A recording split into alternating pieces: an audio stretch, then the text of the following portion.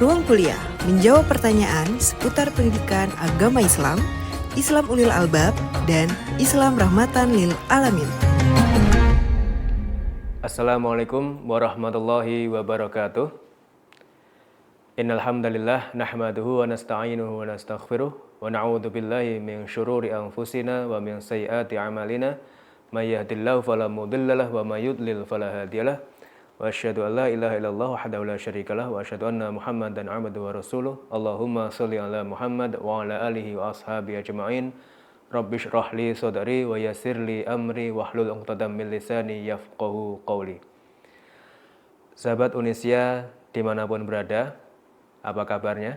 Semoga Allah senantiasa melimpahkan rahmat, berkat, dan lindungan kepada kita semua. Dan saya doakan semoga sahabat Unisya dimanapun berada senantiasa dalam kondisi sehat walafiat. Amin. Sahabat Unisya yang saya hormati, di kesempatan kali ini kita sedikit membincangkan, kita sedikit membahas mengenai satu hal yang ini sebenarnya sederhana, tapi kadangkali kita kesampingkan atau malah tidak kita perhatikan sama sekali, yaitu tentang makna dan implementasi iman kepada Allah Subhanahu wa Ta'ala. Sahabat Unisya yang saya muliakan, kita tahu bahwa istilah iman sudah sangat lekat dengan kita semua. Kita sudah sedemikian rupa menghayati atau mungkin sering mendengar istilah iman itu sendiri. Secara bahasa, secara etimologi, secara lughawi, yang namanya iman artinya pasti adalah percaya. Kalau konteksnya iman kepada Allah berarti kita maknai kita sebagai orang Islam percaya kepada Allah Subhanahu wa Ta'ala. Lalu kalau kita membincangkan dari sisi istilah sahabat Unisya, maka iman itu atau secara terminologi ya, kita bisa maknai bahwa iman itu adalah tasdiqu bil qalb, membenarkan dengan hati, taqriru bil lisan, kita ikrarkan dengan lisan kita, mulut kita, lidah kita mungkin, wa taf'alu bil arkan, dan kita lakukan menggunakan anggota badan kita. Jadi inilah makna iman. Dari sini kita bisa memahami bersama sahabat Unisya yang saya muliakan bahwa yang namanya iman itu ya berawal dari hati kita. Hati ini harus percaya sama Allah. Jangan sampai masih ada keraguan padanya. Kita masih ragu terhadap apa yang akan terjadi kelak. Kita masih ragu terhadap hakikat Allah. Jangan-jangan Allah ini nggak ada. Nah itu berarti kan di hatinya masih ada keraguan. Padahal kita harus membenarkan dengan hati kita, tasdiqu bil qalb. Kita membenarkan bahwasanya Allah itu ada. Allah itulah yang menjamin kita. Allah yang menguasai kita. Lalu yang selanjutnya kita taqriru bil lisan. Kita mengikrarkan dengan lisan kita. Caranya ya seperti halnya yang paling mudah kan. Iman kepada Allah, mengikrarkan dengan lisan ya kita ucapkan asyhadu alla ilaha illallah. Kalau mau diteruskan ya iman kepada Rasul, silakan monggo ya. Wa asyhadu anna Muhammadan Rasulullah. Atau wa asyhadu anna Muhammadan abduhu wa rasuluh.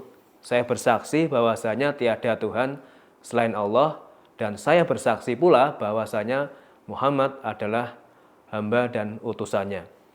Tapi kita bahas yang iman kepada Allah ya, sahabat Unisya, biar temanya nggak kemana-mana nih ya. Nah, kita lafalkan secara lisan ya, seperti itu.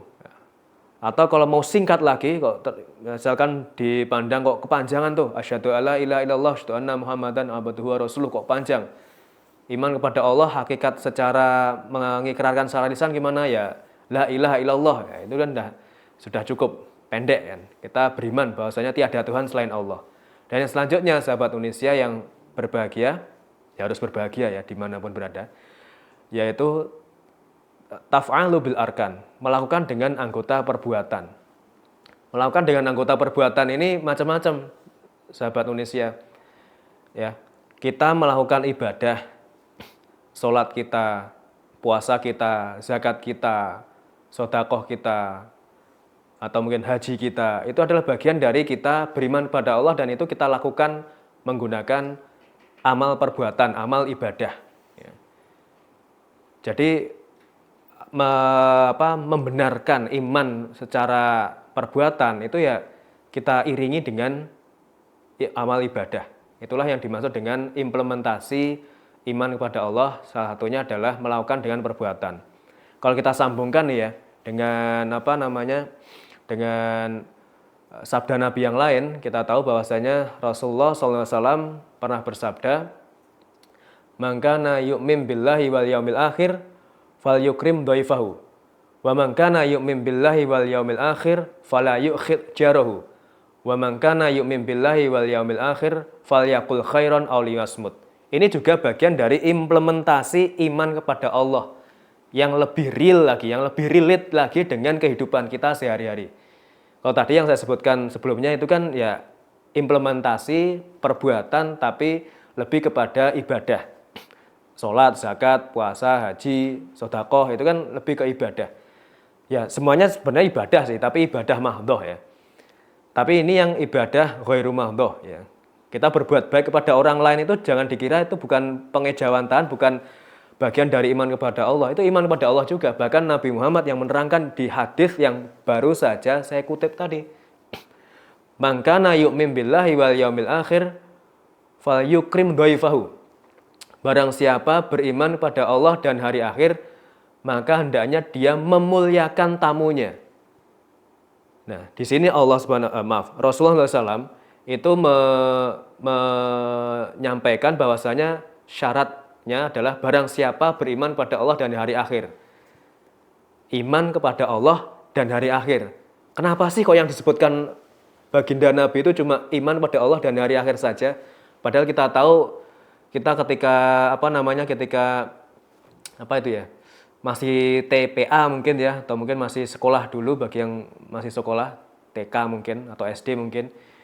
Kan selalu diajarkan oleh guru-guru kita, ustadz-ustadz kita bahwa ya rukun iman itu ada 6 itu kan. Tapi kenapa kok yang diminta untuk kita imani dalam hadis tadi kok cuma 2, iman pada Allah dan hari akhir? Karena 2 itu, iman pada Allah dan hari akhir itu, Allah dan hari akhir itu adalah intinya iman. Core of the core-nya iman itu ya iman pada Allah dan hari akhir. Kok bisa? Ya karena ketika kita beriman pada Allah, maka kita otomatis beriman pada zat yang diutus Allah. Siapa? Malaikat. Berarti nomor 2 rukun iman masuk kan? Terus ketika kita beriman pada malaikat, maka kita auto iman kepada apa yang dibawa oleh malaikat. Apa yang dibawa malaikat? Kitab. Nah, nomor 3 masuk tuh. Lalu ketika kita beriman kepada kitab, kita juga otomatis beriman kepada orang yang dikasih kitab. Siapa yang dikasih kitab? Ya para nabi. Berarti iman nomor 4 masuk.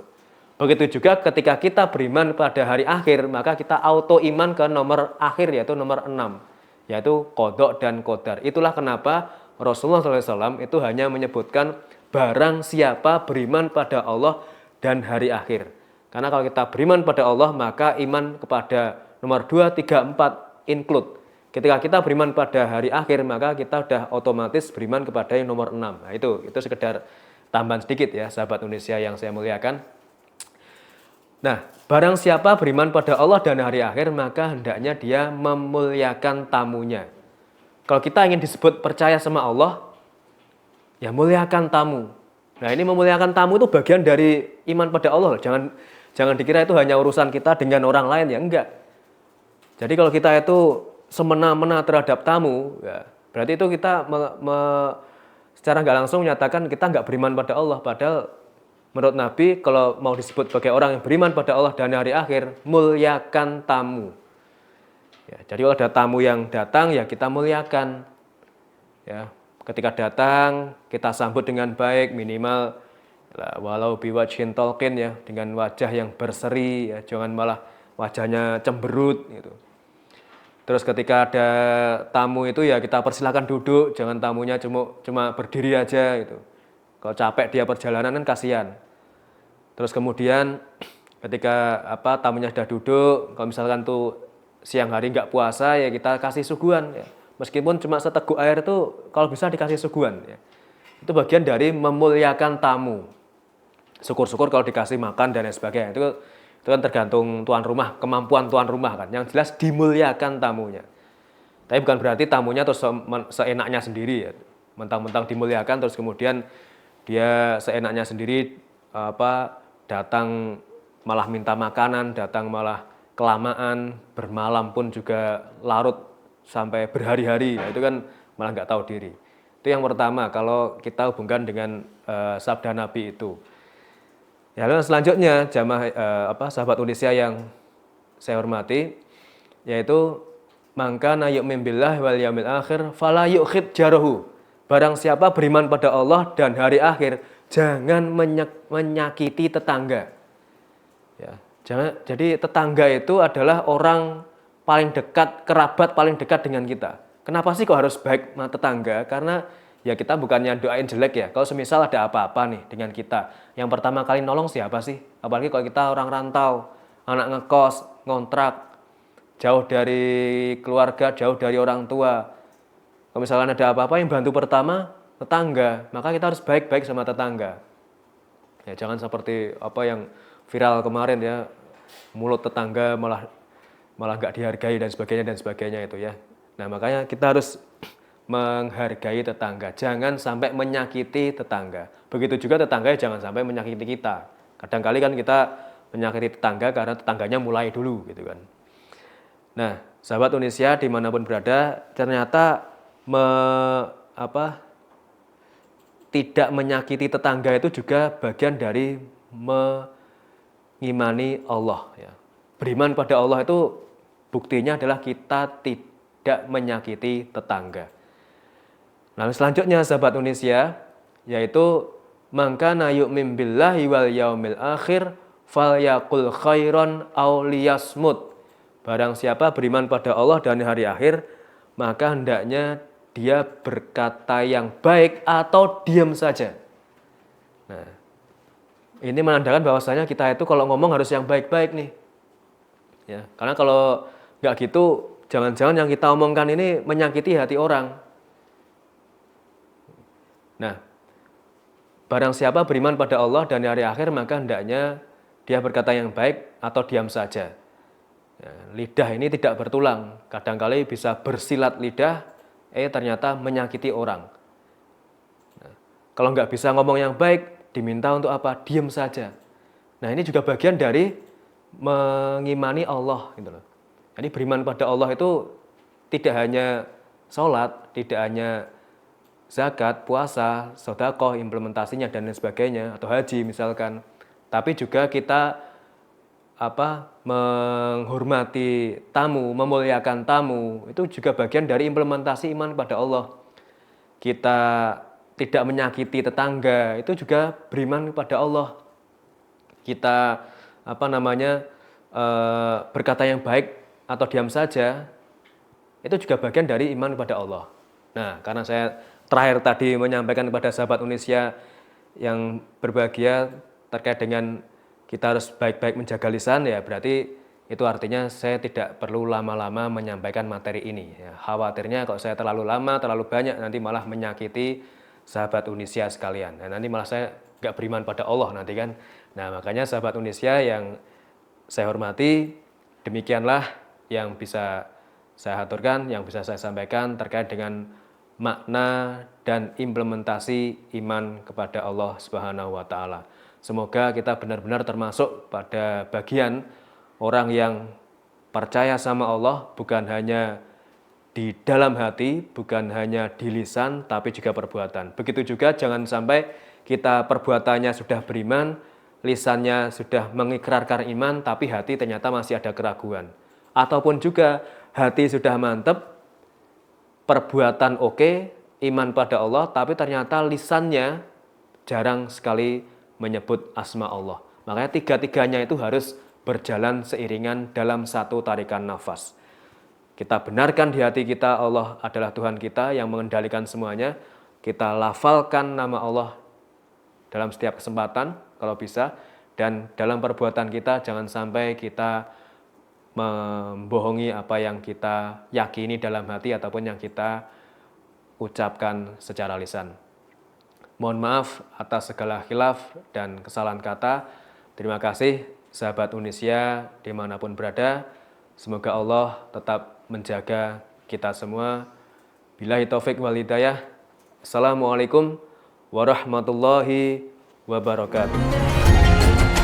Ruang kuliah menjawab pertanyaan seputar pendidikan agama Islam, Islam Ulil Albab, dan Islam Rahmatan Lil Alamin. Ruang kuliah, persembahan dari Radio Dakwah Unisya. Suara kebaikan, inspirasi kehidupan.